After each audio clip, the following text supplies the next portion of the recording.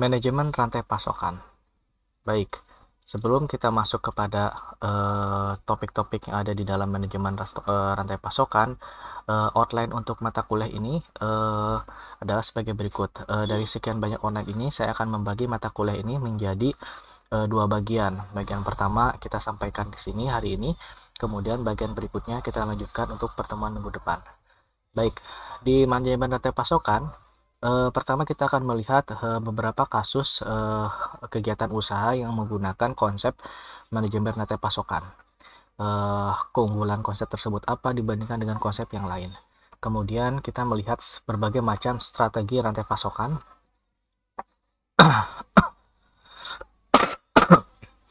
Kemudian permasalahan sumber pasokan, membuat atau membeli versus outsourcing. Jadi di dalam rantai pasokan ini kan ada berbagai macam cara ya. Kita bisa membuat material, raw material atau bahan baku, atau membeli bahan baku dari pemasok yang sudah melakukan kerjasama dengan kita, gitu ya. Atau kita lakukan outsourcing, artinya kita kerjasama dengan perusahaan lain untuk menyediakan bahan raw material atau bahan baku. Nah, kemudian ada 6 strategi sumber atau sumber bahan baku, kemudian resiko rantai pasokan.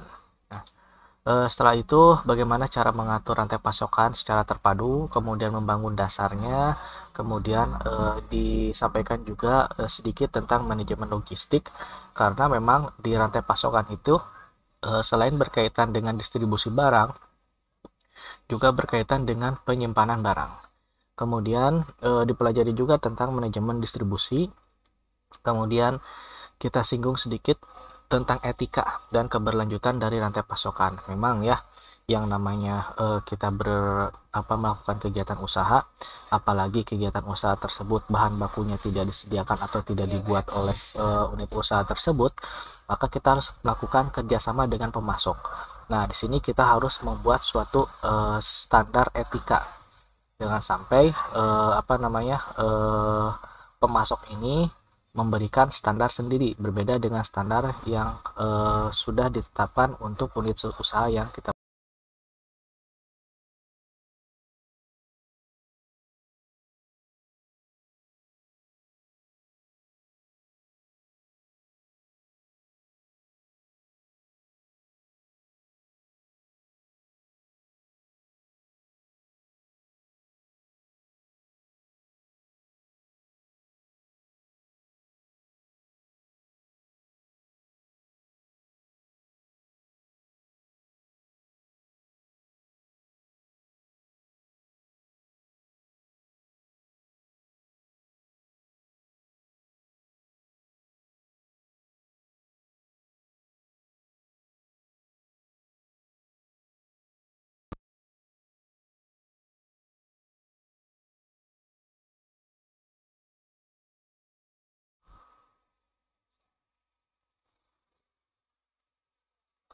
Baik, selain etika kita juga akan belajar mengenai pengukuran kinerja rantai pasokan. Ya, mudah-mudahan semua materi ini kita tersampaikan. Kalaupun tidak tersampaikan, nanti akan saya berikan tugas untuk beberapa topik yang tidak akan tersampaikan. Baik, tujuan pembelajaran ini diharapkan setelah melalui atau mengikuti topik ini dapat menjelaskan strategi penting dari rantai pasokan, kemudian mengidentifikasi 6 sumber rantai pasokan, menjelaskan permasalahan dan peluang di dalam manajemen rantai pasokan, kemudian menggambarkan langkah-langkah pemilihan pemasok atau supplier atau penyelia. Kemudian menjelaskan masalah penting dalam manajemen logistik. Ya, memang kita di manajemen logistik ini di beberapa tempat memang ini menjadi salah satu program studi baru ya. Artinya konsep manajemen logistik ini memang sangat banyak sekali yang harus dipelajari. Di sini di manajemen rantai pasokan kita akan singgung sedikit saja hal-hal penting di dalam manajemen logistik. Kemudian menghitung persentase aset yang dilakukan terhadap persediaan dan perputaran dari bahan baku yang disediakan oleh pemasok, kemudian masuk kepada unit usaha dan sebagainya. Baik, ini salah satu contoh kasus manajemen rantai pasokan Sebenarnya kasus-kasus di sekitar kita banyak ya. Ini saya kasus yang akan saya angkat di buku. Sebenarnya di sekitar kita banyak sekali pemasok. Contoh misalkan di UMKM, usaha kecil mikro menengah. Nah, di UMKM kita lihat bahwa banyak sekali pedagang yang tidak membuat bahan baku sendiri sebenarnya. Misal kita ya di depan kampus kan banyak sih yang jual batagor, kemudian ya, apa minuman-minuman, cilok gitu ya. Nah, bahan bakunya coba ditanya, apakah bahan bakunya beli sendiri? Tidak, mereka beli ke pemasok yang ada di pasar. Atau kalau tidak pemasok, ke penjual yang sudah menjadi langganan yang ada di pasar. Ya, kemudian dari bahan-bahan baku tersebut mereka olah eh, menjadi makanan-makanan. Atau bahkan ada yang beberapa pedagang itu langsung mencari bukan bahan makanan ya, makanan jadi yang sudah dijual kemudian jual kembali dengan bumbu-bumbu dan menjadi harganya lebih mahal. Misalkan pedagang cilok, kemudian pedagang yang gorengan-gorengan itu ya, saya tidak tahu persis namanya. Nah, mereka kadang ada ya sosis bakar misalkan seperti itu. Mereka beli langsung dari pasar sudah berbentuk sosis, kemudian mereka jual kembali dengan harga lebih tinggi. Tentu saja dengan pelayanan yang berbeda, artinya sosisnya kemudian diberikan bumbu, kemudian dibakar gitu ya, kemudian diberikan wadah gitu sehingga harganya tinggi. Nah, itu salah satu contoh manajemen rantai pasokan yang sederhana gitu ya. Nah, itu kan untuk unit usaha yang sangat untuk unit usaha yang kecil atau mikro. Bagaimana kalau misalkan unit usahanya besar? Contoh misalkan di buku ini dijelaskan ada Darden Restoran, saya searching di internet Darden Restoran, kemudian ini letaknya di sini Florida ya. Ini restoran utama di sini. Darden Restoran memiliki beberapa cabang, tapi yang utama pusatnya adalah di di Florida. Nah, ketika di searching ya, ini letaknya di sini, ini saya langsung terbayang bahwa men-searching Darden Restoran ini ternyata mudah sekali. Artinya ini dapat dibayangkan bahwa unit usaha ini, kegiatan usaha ini sangat besar sekali gitu ya. Kemudian apa yang dilakukan oleh Darden Restoran? Yaitu Darden Restoran menggunakan strategi rantai pasokan daripada strategi marketing. Ya, memang strategi marketing itu baik, ya sangat baik sekali gitu ya.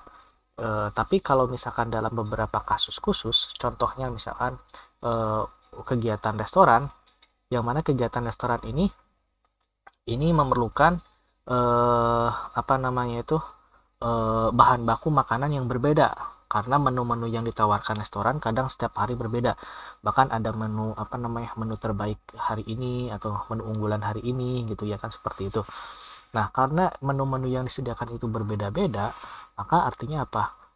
Si restoran ini harus menyediakan bahan baku dengan kualitas bagus, segar, setiap harinya berbeda.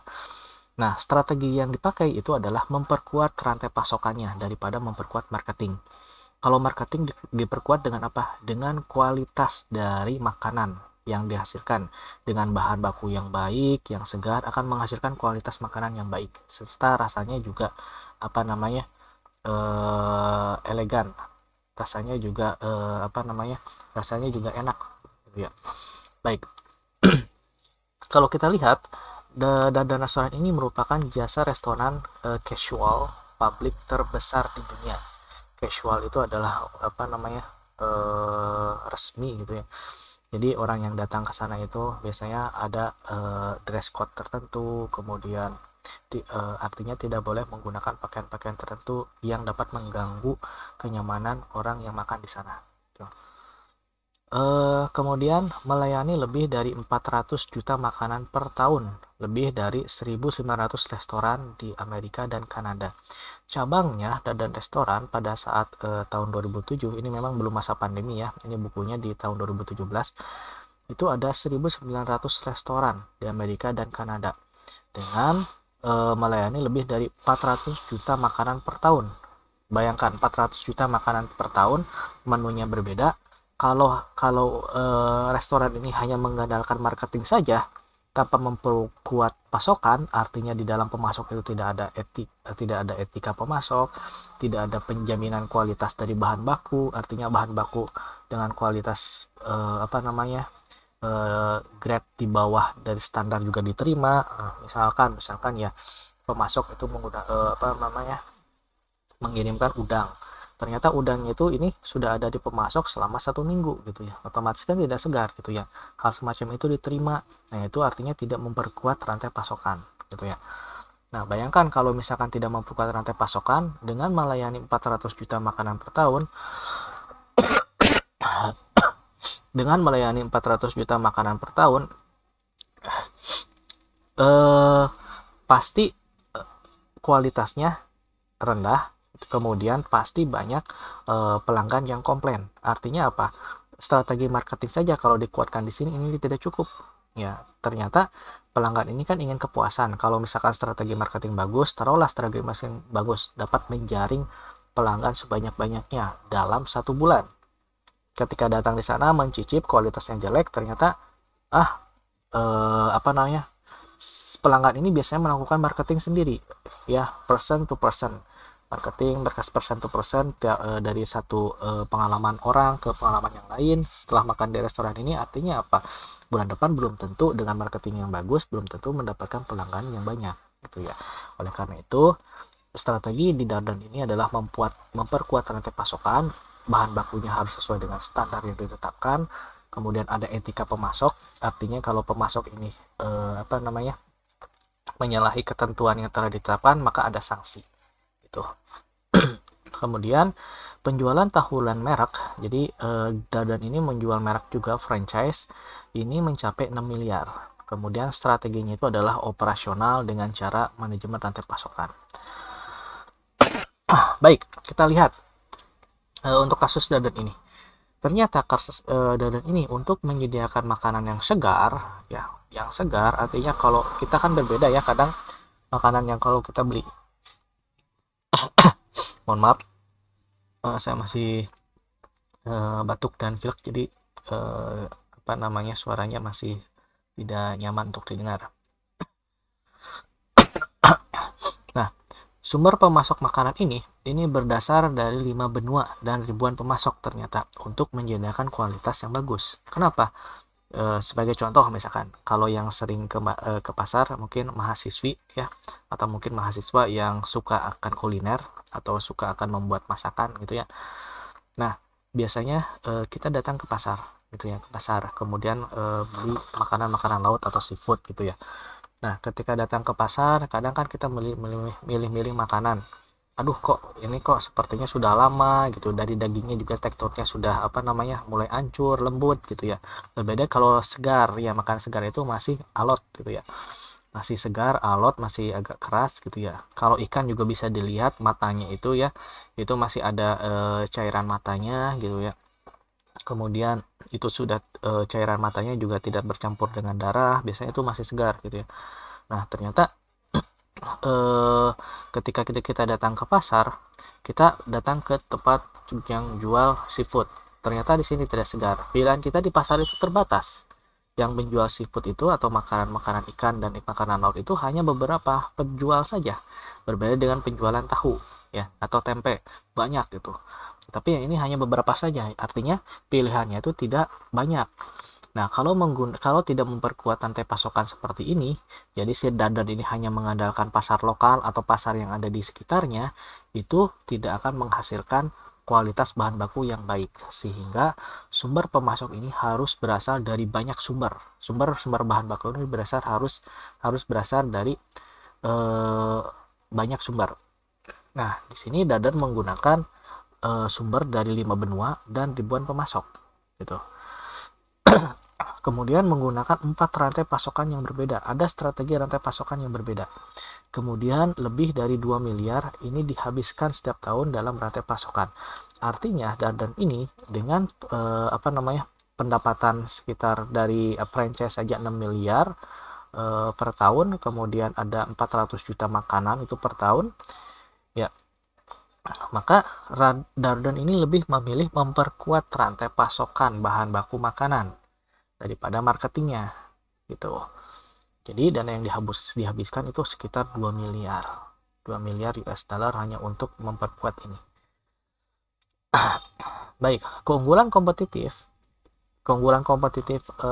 rantai Darden itu diperoleh dari mana sih? Bukan dari strategi marketingnya, bukan dari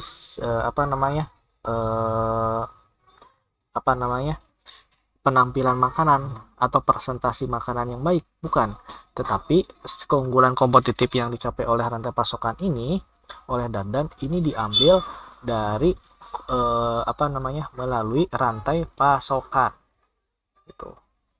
Jadi seperti ini. Baik.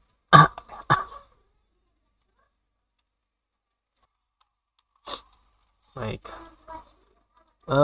Kita lanjutkan. Nah, baik. Mengapa Dardan memilih strategi pasokan? Ini yang sudah saya jelaskan tadi ya. Jadi Dardan ini selalu melakukan analisis terhadap konsumen atau pelanggan. Huruf Dardan selalu menggunakan analisis apa namanya, terhadap pelanggan dari restoran. Nah, apa sih keinginan pelanggan? Ternyata keinginan pelanggan itu adalah makanan yang kualitas bagus, rasanya enak gitu ya. Ini kualitas bagus diambil dari apa? Dari bahan baku atau yang apa namanya, rasa dari bahan baku yang kualitasnya bagus, baik gitu ya.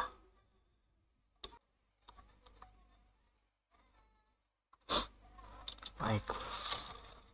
Nah, kemudian kita bisa lihat di Dardan ini lebih mementingkan prioritas dari nilai dari hasil atau nilai dari menu makanan. Oke. Nah, karena mementingkan dua hal ini ya, maka Dardan karena mementingkan dua hal ini, maka Dardan lebih fokus kepada rantai pasokannya gitu. Baik. Jadi seperti itu ya, sedikit pengantar tentang rantai pasokan. Kasusnya adalah restoran Dardan. Lalu tujuan dari rantai pasokan ini sebenarnya apa sih? Yaitu untuk mengkoordinasikan kegiatan dalam rantai pasokan untuk memaksimalkan keunggulan kompetitif. Nah, keunggulan kompetitifnya itu apa sih rantai pasokan itu? Ya, keunggulan kompetitif dari rantai pasokan ini adalah untuk menghasilkan produk, baik itu barang maupun jasa dengan kualitas unggul itu melalui penyediaan bahan baku yang berkualitas gitu ya. Jadi manfaatnya itu langsung kepada konsumen akhir gitu ya. Seperti contoh restoran menyediakan menu makanan yang langsung merasakan manfaatnya siapa? Konsumen akhir gitu ya. Karena konsumen datang langsung ke restoran, langsung menyicipi menu. Berbeda dengan produk-produk barang-barang kemasan atau makanan kemasan. Konsumen akhirnya siapa? Ya orang yang datang ke Indomaret, orang yang datang ke pasar gitu ya. Konsumen apa namanya, perantaranya ya bisa apa namanya, pemasok bahan makanan dari pabrik kemudian ke pasar dan lain sebagainya ya. Nah, pentingnya rantai pasokan. Tuh. Jadi di dalam rantai pasokan ini kenapa penting? Karena ini koordinasi semua aktivitas, baik aktivitas supply chain mulai dengan bahan baku dan diakhiri dengan sebentar ya. Mulai dengan bahan baku dan diakhiri dengan pelanggan, dengan kepuasan pelanggan. Nah, termasuk pemasok, produsen atau penyedia layanan, distributor, pedagang besar, pengecer, dan pelanggan akhir. Jadi seperti ini ya.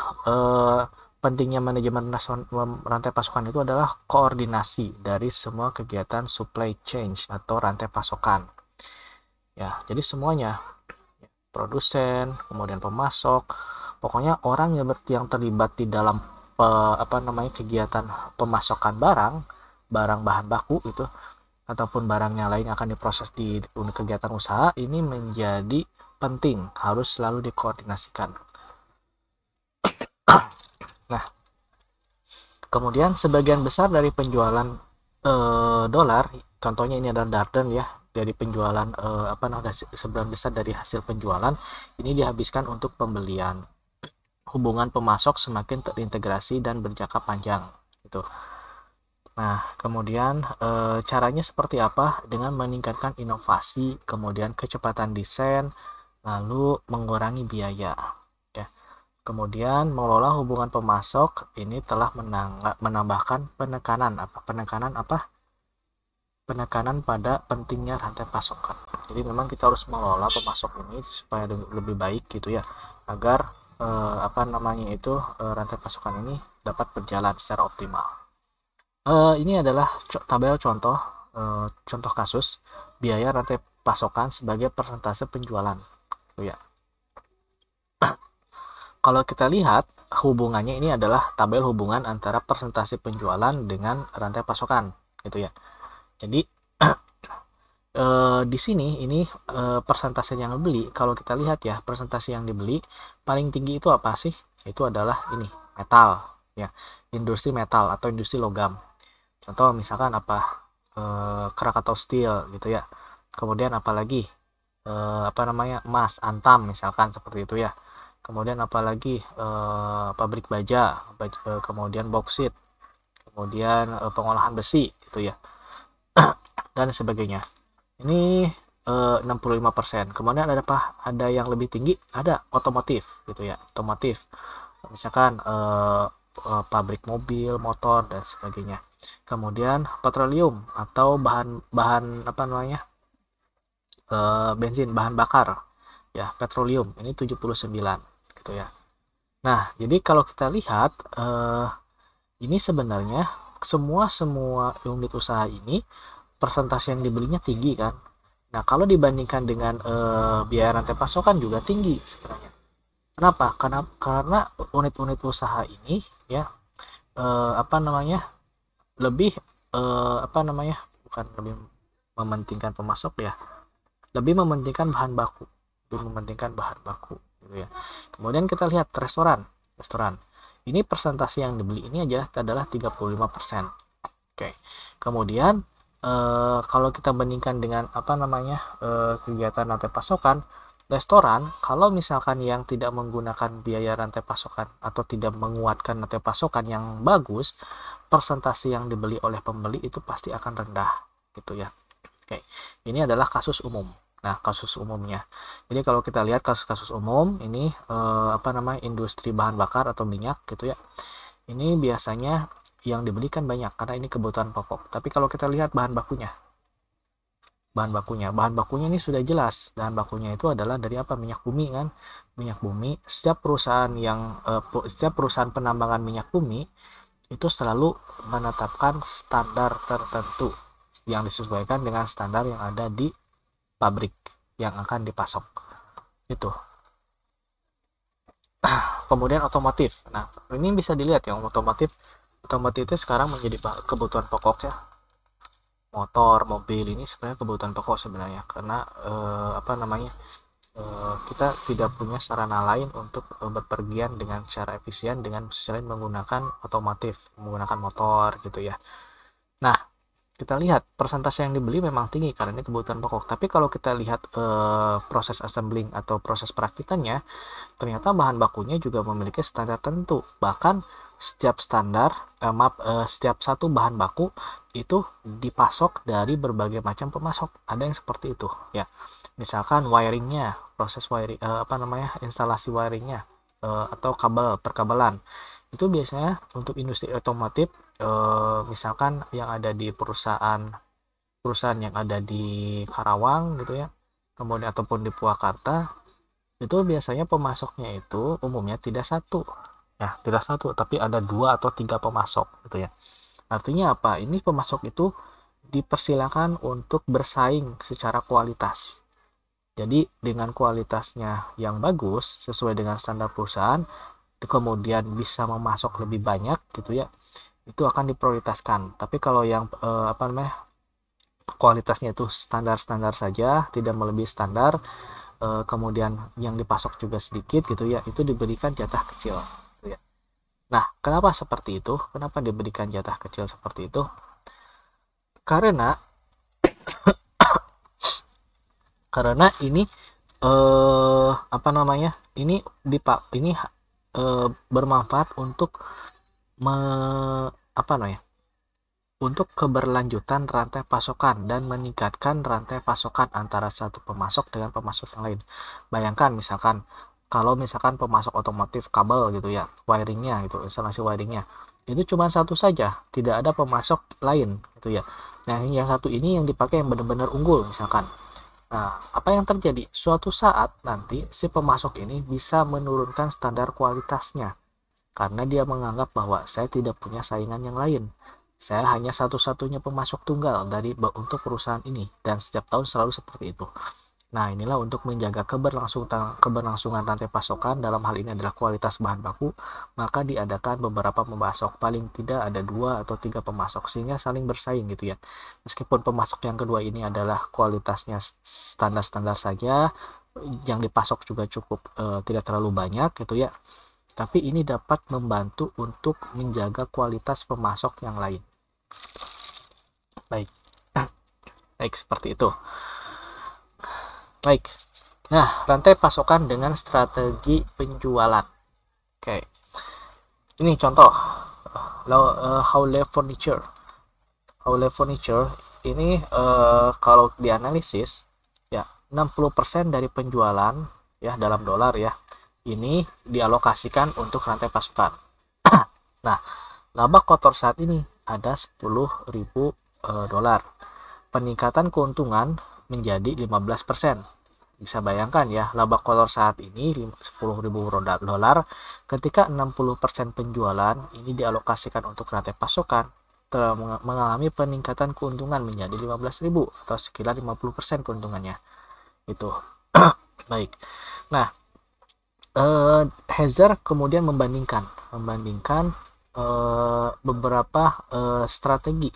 Di sini ada 2 strategi yang dibandingkan, yaitu strategi rantai pasokan dengan strategi penjualan untuk kasus Howley Furniture. Nah, ini bisa dilihat penjualan. Nah, penjualan situasi awal ini yang dialokasikan 100.000 US dollar. Kemudian kalau misalkan menggunakan strategi rantai pasokan, ini untuk penjualan tetap 100.000. Nah, kalau menggunakan strategi penjualan, ini yang dialokasikan bertambah 125.000 ya. Kemudian kita lihat biaya material untuk kondisi awal 60% ya. Kemudian 60% dari mana? Dari sini, dari penjualan ya. Kemudian strategi rantai pasokan ini 55%. Ya. Kemudian strategi penjualan 60%. Jadi tetap strategi penjualan dengan biaya 125% meskipun persentasenya sama ya. Tapi kalau kita lihat dari ininya, angka penjualannya ini kan naik 125.000. Ternyata nominalnya lebih tinggi daripada yang lain. Oke. Biaya produksi ini 20%. Ya. Semua biaya produksi sama, 20%, ini juga 20% gitu ya. Ini mengalami peningkatan. Nah, kenapa mengalami peningkatan? Ya, apa namanya itu?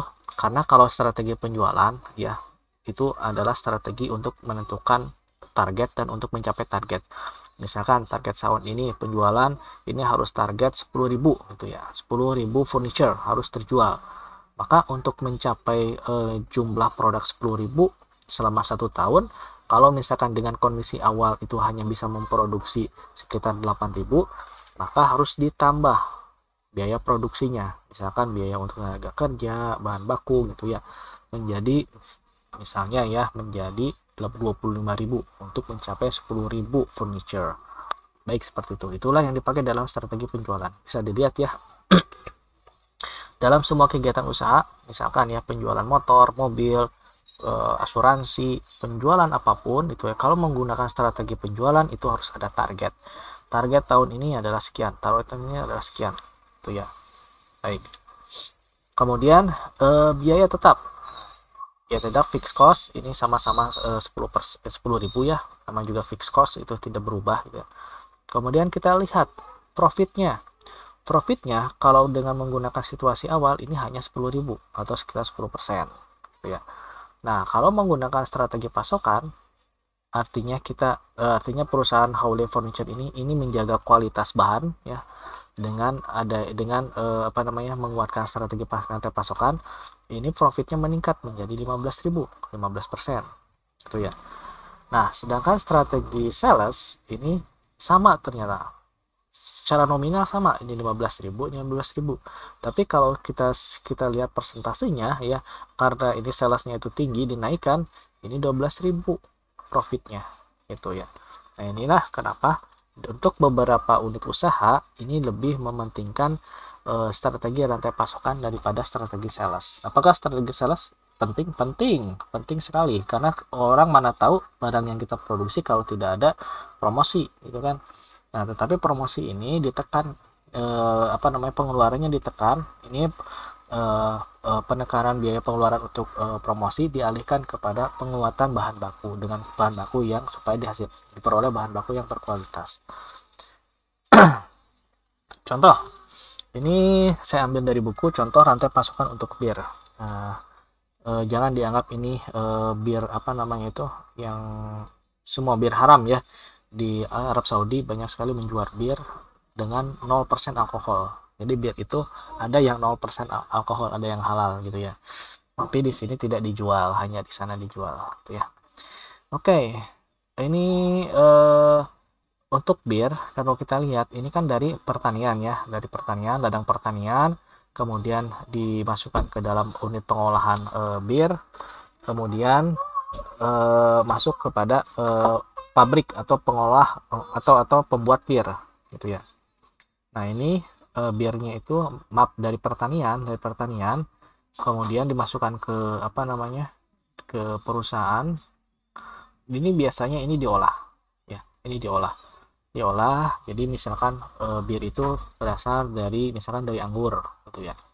Kemudian dari buah-buahan yang lainnya, misalkan kan bir itu kan sebenarnya dari awalnya itu dari apa namanya, dari bahan alami ya, bahan alami, kemudian dilakukan proses fermentasi gitu ya, sehingga bisa dihasilkan minuman yang khas gitu ya.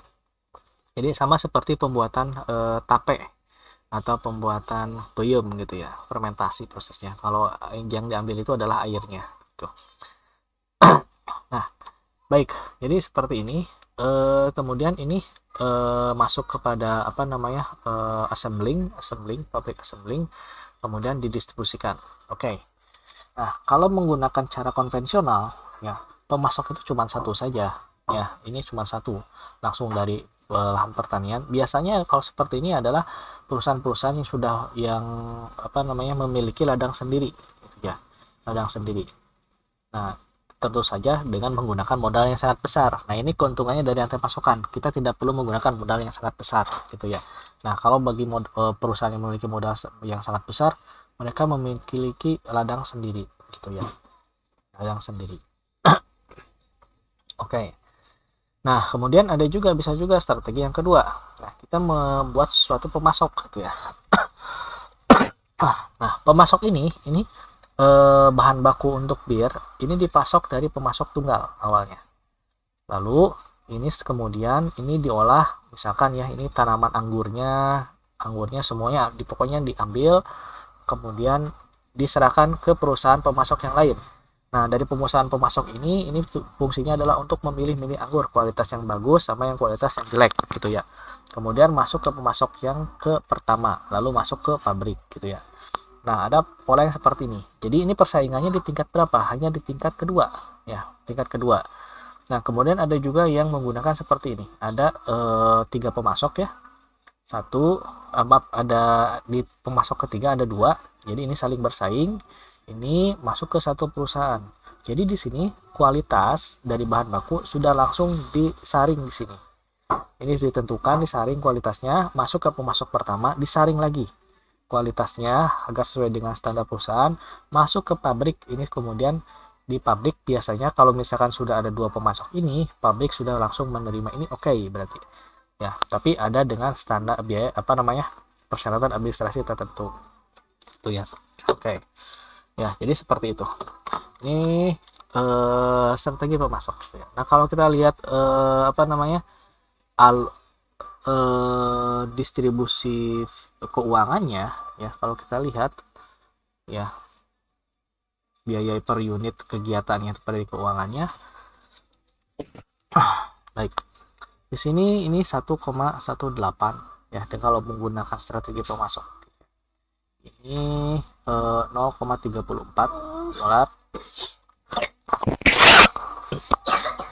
Kalau ini 3,36, kalau ini 4,62, ini 6,99. Oke, baik.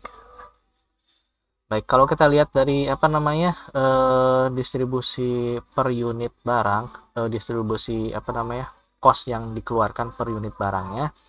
Nah, di sini dilihat, nah, dilihat gitu ya. Lihat. Oke.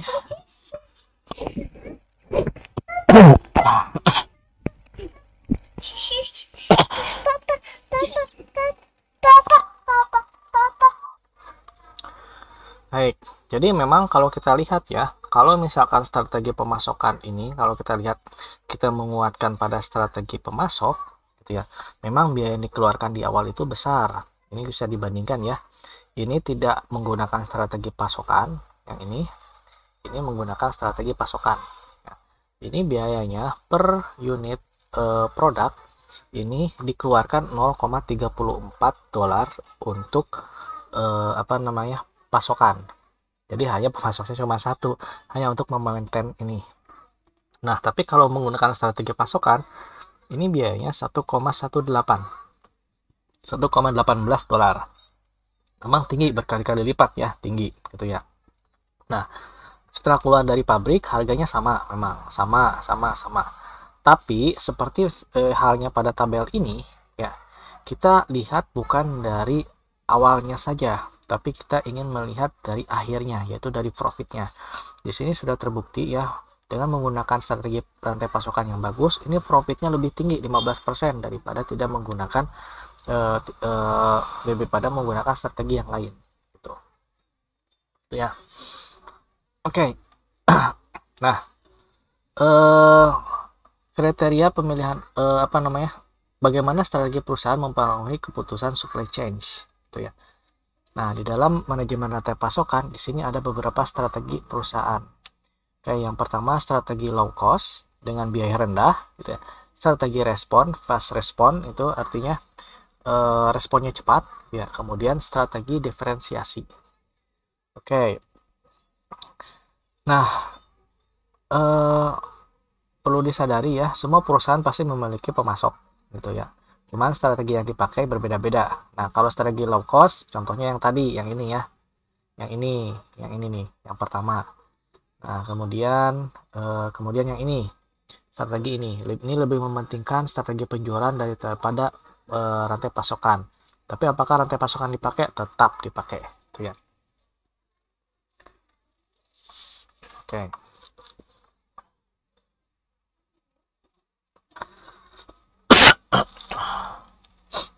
Oke.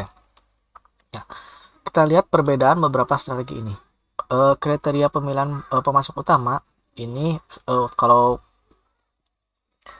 strategi low cost ini kriterianya lebih kepada cost-nya ya. Jadi siapa pemasok yang memiliki biaya bahan baku lebih rendah walaupun kualitasnya itu biasa-biasa aja gitu ya.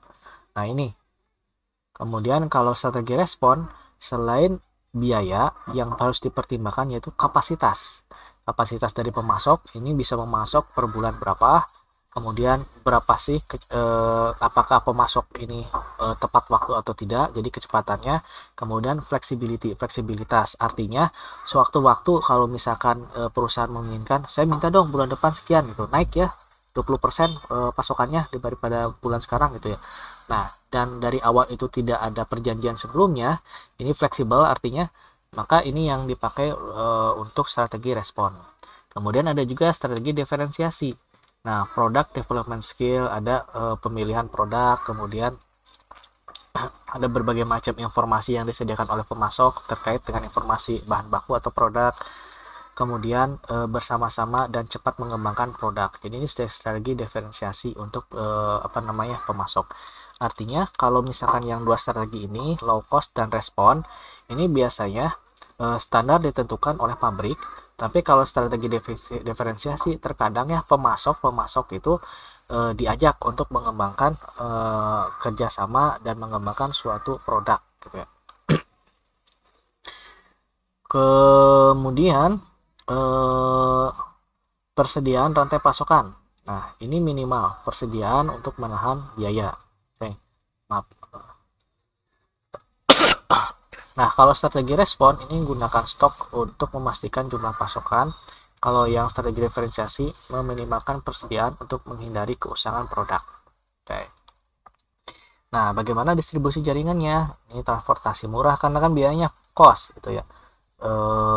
Kemudian yang dilihat itu adalah ada diskon atau tidak gitu ya dari apa namanya distributor atau pengecer dan sebagainya gitu ya. Nah, kalau strategi respon ini fast respon, informasi cepat, pelayanan kualitasnya bagus kepada pelanggan, pelayanan cepat gitu ya. Nah, kalau strategi diferensiasi ini lebih kepada pengembangan produk. Jadi lebih pada hati-hati pengembangan produk, pengumpulan informasi-informasi dari pasar, kemudian karena harus mengumpulkan data-data riset pasar, maka diperlukan staf penjualan yang memiliki kapabilitas untuk riset pasar. Tuh. Nah, kalau strategi desain karakteristik desain produk, maksimalkan kinerja, minimal biaya, ya pokoknya biaya pokoknya. Kalau respon ini waktu, jadi mana yang bisa menyediakan waktu respon lebih cepat dan fleksibel, ini yang dipakai. Nah, kalau ini adalah desain modular untuk membantu diferensiasi produk. Jadi ada desain modular, ada modul-modul desain, desain satu dengan desain yang lain ini selalu berganti untuk membantu diferensiasi produk. Oke. Yang berikutnya adalah permasalahan sourcing atau outsourcing. Seperti apa permasalahan sourcing ini? Jadi di dalam apa namanya bahan baku ini ada beberapa pilihan. Kita bisa membuat atau beli. Kalau kita bisa melakukan outsourcing, gitu ya. Nah, tujuannya apa? Ini untuk memilih antara produk dan layanan secara eksternal sebagai lawan produksi secara internal, gitu ya. Nah, kalau apa namanya outsourcing ini adalah kegiatan mentransfer aktivitas internal dan sumber daya tradisional yang ada di perusahaan. Artinya tradisional itu adalah sumber dayanya itu kontinu seperti itu ya, ke vendor luar. Itu proses outsourcing. Jadi hanya mentransfer kegiatan yang ada di dalam ke keluar. Tapi kegiatan apa saja yang ditransfer? Tidak semua kegiatan, hanya kegiatan-kegiatan tradisional, artinya tidak menjadi apa namanya kebijakan-kebijakan inti. Contoh misalkan outsourcing, cleaning service gitu ya, office boy. Ini banyak sekali perusahaan yang melakukan outsourcing untuk cleaning service gitu ya. Jadi yang seharusnya kegiatan cleaning dari kantor, bersih-bersih kantor, maintenance gedung, biasanya yang harusnya dilakukan oleh yang pengguna gedung itu sendiri atau si perusahaan itu sendiri, ini diserahkan ke vendor lain. Kenapa? Supaya perusahaan bisa fokus dalam mengembangkan dan memasarkan produk gitu ya. Jadi hal-hal yang kecil-kecil serahkan saja ke vendor yang lain gitu ya. Nah, kemudian fungsi perusahaan untuk apa? Kita lihat kualitasnya. Jadi kalau misalkan si orang yang bersih-bersih gitu ya, oh ternyata tidak bagus kualitasnya, komplain ke perusahaan outsourcing. Ini kenapa seperti ini gitu ya? Minta ganti atau minta rolling gitu ya. Rolling gitu ya. Itu lebih nyaman bagi perusahaan daripada perusahaan harus melakukan semuanya sendiri. Misalkan merekrut pegawai tetap untuk cleaning service. Nah, namanya pegawai tetap biasanya kalau misalkan ada apa namanya yang tidak bersih atau apa dikomplain oleh atasan, biasanya ya sudah besok lagi bersih. Terus ketika besoknya dilihat lagi sama saja gitu ya. Si perusahaan mengeluarkan juga terkena undang-undang kalau pegawai tetap harus memberikan pesangon ya. Karena kesalahannya itu tidak fatal. Hanya kurang bersih saja itu kan tidak fatal, tidak sampai mempengaruhi pada penjualan gitu. Makanya dilakukan outsourcing. Nah, kemudian kenapa outsourcing? Karena efisiensi dalam spesialisasi. Maaf. Kemudian fokus pada kompetensi inti. Nah, supaya kita fokus dalam kompetensi inti dari perusahaan. Jadi ya, kenapa seperti itu? Jadi tinggal milih saja untuk perusahaan-perusahaan, terutama kita bicarakan bahan baku ya. Apakah mau outsourcing ataupun buat atau beli gitu ya. Nah, apa namanya? Untuk penyediaan bahan baku, kalau misalkan perusahaannya itu dia apa namanya perputaran bahan bakunya cepat, lebih baik dilakukan outsourcing atau pembelian. Kalau pembelian maka harus dibeli dari berbagai macam pemasok. Demikian pula dengan outsourcing ya, harus dilakukan apa namanya kegiatan dengan pemasok-pemasok yang lain. Oke. 6 strategi outsourcing, 6 strategi sourcing atau sumber. Yang pertama, banyak pemasok. Yang kedua, sedikit pemasok. Yang ketiga, integrasi vertikal. Yang keempat, joint venture. Kemudian yang berikutnya, jaringan Keiretsu. Kemudian virtual companies. Baik, apa itu? Banyak pemasok. Ini biasanya digunakan untuk produk komoditas. Ya, komoditas biasanya kan pemasoknya banyak gitu. Pembelian biasanya berdasarkan harga. Pemasok bersaing satu sama lain. Pemasok bertanggung jawab atas teknologi, keahlian, peramal, biaya, kualitas, dan pengiriman. Jadi yang bertanggung jawab bukan si perusahaannya, tapi yang bertanggung jawab itulah pemasok. Perusahaan hanya menyediakan standar barang yang harus dipasok. Tuh, itu lebih mudah kan? Kemudian sedikit supplier. Nah, biasanya untuk beberapa perusahaan ini lebih menyukai sedikit supplier. Contoh yang pernah saya temui, ada salah satu pabrik bakpia di Jogja. Saya tidak perlu sebutkan ya nama pabriknya, nama perusahaannya gitu. Pokoknya perusahaan bakpia di Jogja.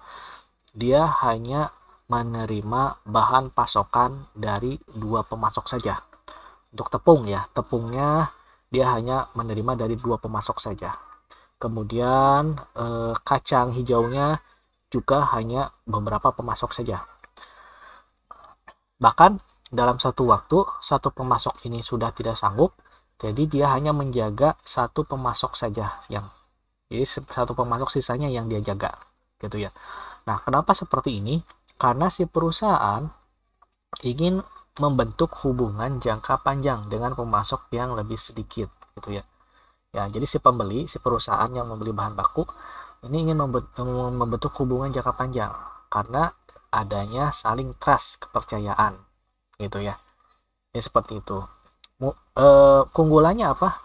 Yaitu kalau ini dapat menciptakan nilai melalui skala ekonomis dan meningkatkan kurva dalam learning atau proses pembelajaran, gitu ya. Nah, jadi dalam skala ekonomis sebenarnya ini dapat menciptakan nilai. Contoh misalkan dalam suatu waktu perusahaan terkena dampak atau terkena masalah, produksi harus jalan terus, artinya akhirnya dia kontak pemasok, ini saya memiliki masalah tapi produksi harus jalan terus, saya tidak punya uang untuk membayar bahan baku, bagaimana solusinya? Biasanya karena ada saling trust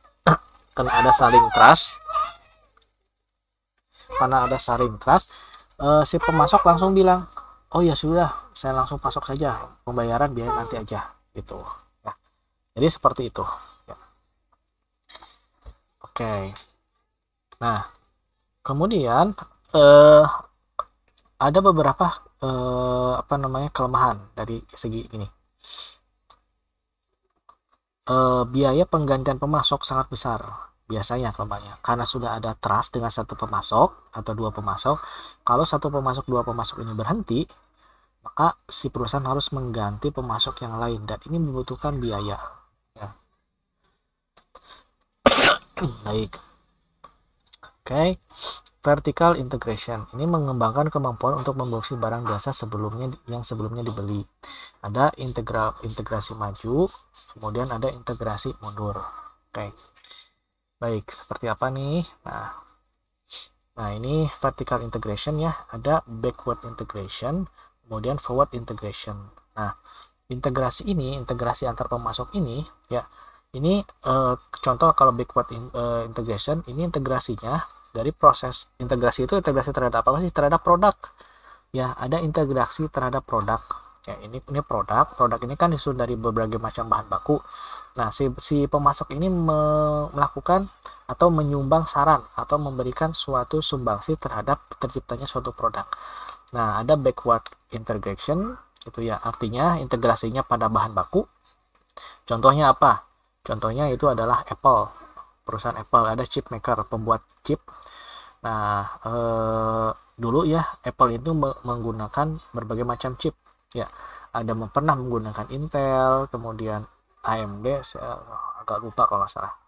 Ada yang pasti pernah menggunakan Intel, kemudian ada satu lagi menggunakan chip Apple, gitu ya. Ini dari pemasok juga. Nah, kenapa menggunakan chip Intel dan AMD? Karena si pemasok ini memberikan penawaran bahwa menggunakan chip ini kinerja akan lebih bagus, gitu ya. Kemudian perusahaan kertas internasional gitu ya, ada di pemasoknya itu adalah apa namanya, bukan peternak, pemilik perkebunan pohon gitu ya. Nah, jadi seperti ini. Ini menyumbang kisaran integrasi. Jadi pemilik perkebunan biasanya ya koordinasi dengan perusahaan.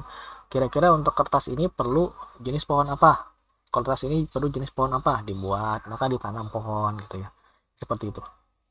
Kemudian ada forward integration.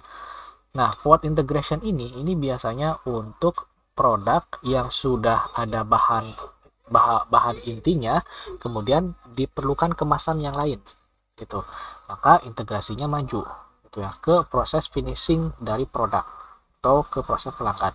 Atau misalkan perusahaan Pepsi, Pepsi kan sebenarnya intinya itu kan dari minumnya ya, dari cairan minumannya.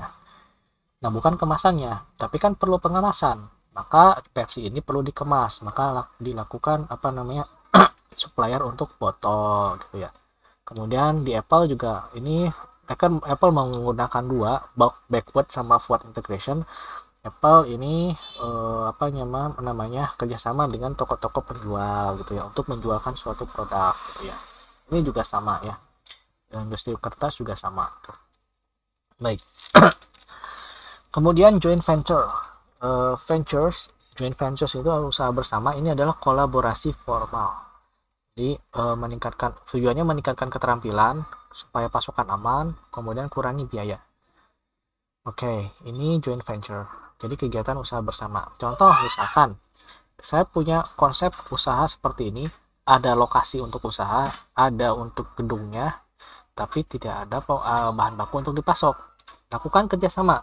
Ini gimana kalau kita kerjasama, Anda membuat masuk bahan baku seperti ini, saya punya alatnya untuk apa namanya untuk membuat produk, kita kerjasama, kita bagi hasil gitu.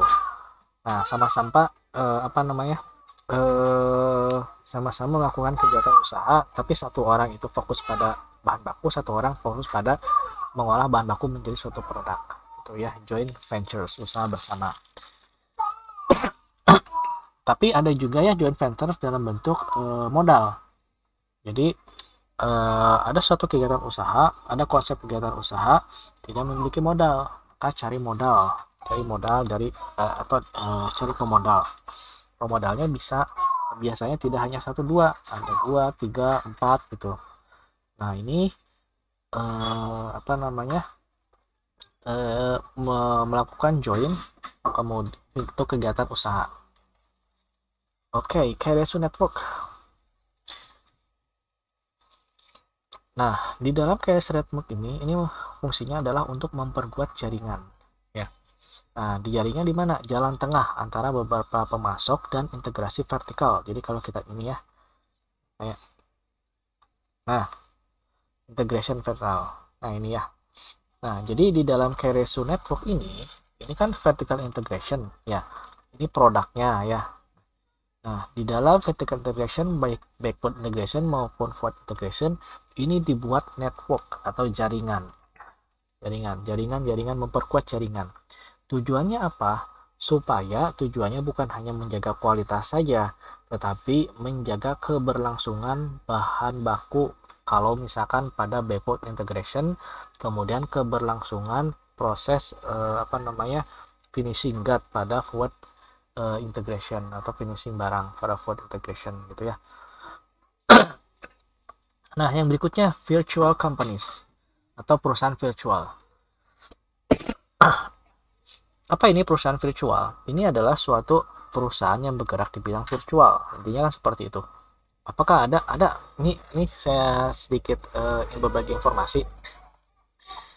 Di Jakarta ini ada beberapa perusahaan yang menyediakan layanan layanan front office bagi beberapa perusahaan yang lain. Jadi seperti ini, ada satu pabrik ini lokasinya di daerah mana gitu, misalkan di daerah Purwakarta, lalu dia ingin membuka cabang di daerah Jakarta. Dia tidak memiliki tempat, dia tidak memiliki front office gitu ya, maka si pabrik ini kerjasama dengan perusahaan penyedia front office. Jadi di sana ada kantornya, sudah ada front office-nya, petugasnya yang menerima telepon, mencatat, sekretarisnya. Nah, si penyedia front office ini bertugas untuk menerima pesanan, kemudian menerima informasi atau menerima hal-hal yang berhubungan dengan perusahaan yang dia terikat dengan kontrak. Nah, si penyedia front office ini bukan kerjasama bukan pada satu perusahaan saja, satu dua perusahaan saja, tidak, banyak perusahaan. Jadi di kantor penyedia front office ini banyak sekali ruang-ruang, ini perusahaan 1, perusahaan 2, perusahaan 3, dan seterusnya. Jadi semuanya itu virtual gitu ya.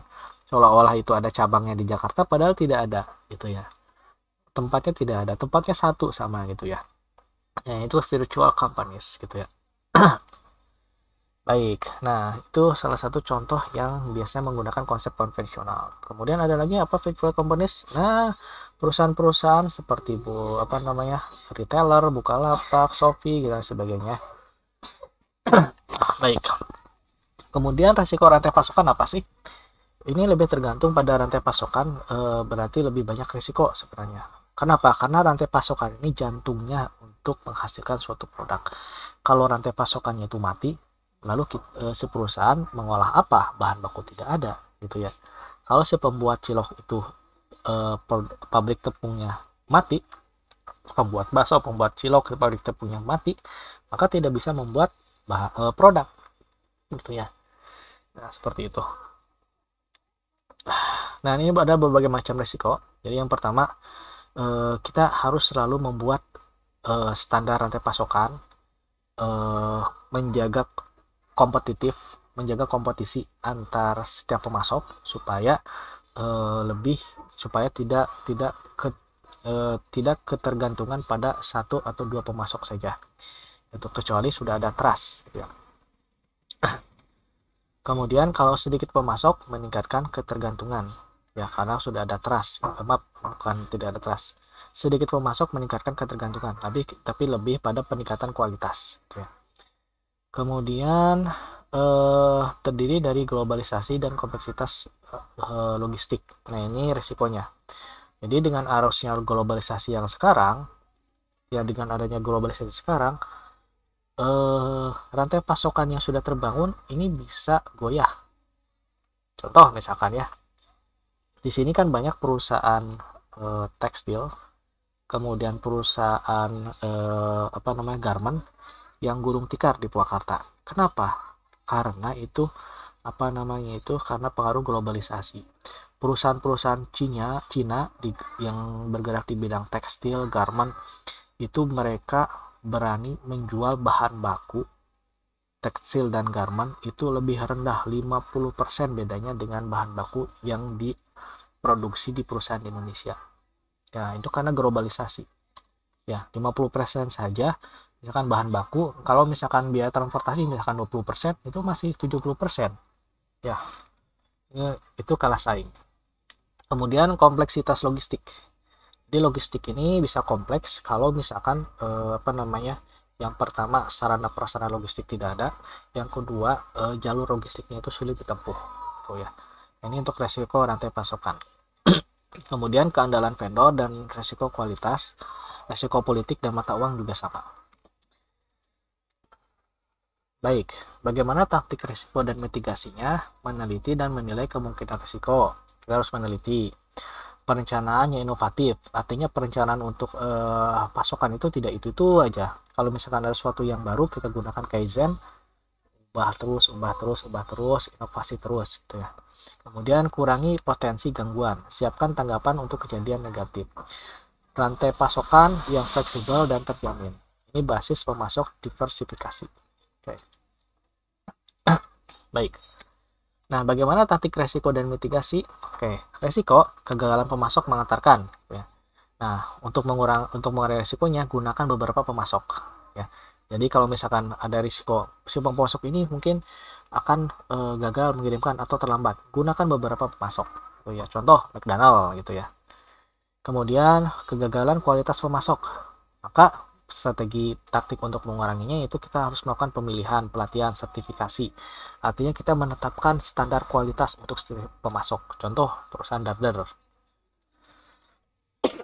Kemudian keterlambatan logistik, maka tekniknya itu adalah kita lakukan berbagai pasokan itu dikirimkan dengan menggunakan berbagai macam moda transportasi. Contoh Walmart. Kemudian resiko distribusi, maka strategi untuk mengurangi resikonya, untuk resiko rantai pasokan, lakukan pemilihan, pemantauan, dan kontrak yang cermat dengan hati-hati. Itu ya, contoh adalah Toyota. Gitu. Baik, nah resiko informasi yang hilang atau distorsi. Nah misalkan ya, si pemasok kan biasanya punya informasi disimpan di dalam komputer gitu ya. Informasinya selalu di-share kepada perusahaan yang akan dipasok gitu ya. Maka teknik risikonya adalah kita perkuat sistem IT-nya. Nah, tuh database yang berlebihan itu kemudian kita kurangi. Artinya database yang berlebihan kita bisa bagi sebenarnya menjadi beberapa cloud. Cloud 1, cloud 2, cloud 3. Jadi database disimpan di cloud lebih aman gitu ya. Nah, kemudian sistem IT harus diamankan. Karena ada beberapa pengalaman banyak sekali perusahaan-perusahaan besar saling bersaing gitu ya. Nah, biasanya mereka saling menyerang satu sama lain sistem IT-nya, saling diserang, kasih virus, kasih malware gitu ya. Nah, artinya kita harus mengamankan sistem IT untuk mengurangi risiko informasi yang hilang. Kemudian risiko politik, misalkan politik dalam sebuah negara kan berpengaruh terhadap kegiatan usaha. Ya, contoh kemarin di Indonesia tahun yang lalu, politik Indonesia dalam menangani strategi politik dalam menangani kasus pandemi COVID-19. Nah, strateginya kan berbagai macam. Ada yang menggunakan istilahnya itu bukan PPKM ya, lockdown gitu ya dan sebagainya. Ini berpengaruh terhadap kegiatan usaha dan kegiatan rantai pasokan. Maka untuk misalkan mengurangi resikonya, biasanya perusahaan-perusahaan yang besar itu mengasuransikan kegiatan usahanya melalui risiko politik. Tapi di Indonesia belum ada asuransi yang khusus untuk mengcover resiko politik ya, karena resiko politik itu ya kalau misalkan terjadi itu bisa si perusahaan asuransi bisa rugi besar. Contoh Hard Rock Cafe.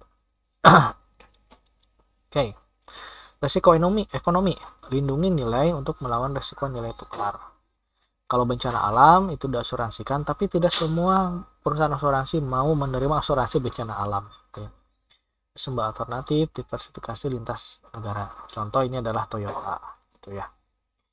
Nah, kalau risiko pencurian, vandalisme atau kegiatan vandalisme, perusakan, kemudian terorisme, ini diasuransikan, ada perlindungan paten untuk beberapa produk gitu ya. Kemudian ada langkah-langkah pengamanan termasuk RFID, GPS, diversifikasi. Contoh itu adalah prakarsa radiasi portable domestik di pemerintah Amerika. Di kita juga pemerintah, saya lihat di sistem pertahanan di TNI sudah mulai mengarah pada langkah-langkah pengamanan seperti termasuk RFID, GPS, kemudian diversifikasi. Baik. Saya rasa cukup demikian untuk pertemuan kedua mengenai manajemen rantai pasokan. Kita akan lanjutkan rantai pasokan ini di minggu depan. Mohon maaf, ini saya masih flu, batuk pilek. Saya membatasi diri untuk ke kampus karena takut kalau misalkan saya ke kampus yang lain ikut tertular. Ya, saya harus hati-hati. Saya tidak ingin menjadi carrier walaupun ini flu-nya itu saya rasa flu biasa, tapi saya tidak ingin menjadi carrier bagi penyakit flu. Baik ya, terima kasih atas segala perhatiannya. Saling menjaga imun tubuh dan kesehatan. Insya Allah mudah-mudahan kalau minggu depan saya sehat, saya bisa untuk datang ke kampus. Terima kasih. Wassalamualaikum warahmatullahi wabarakatuh.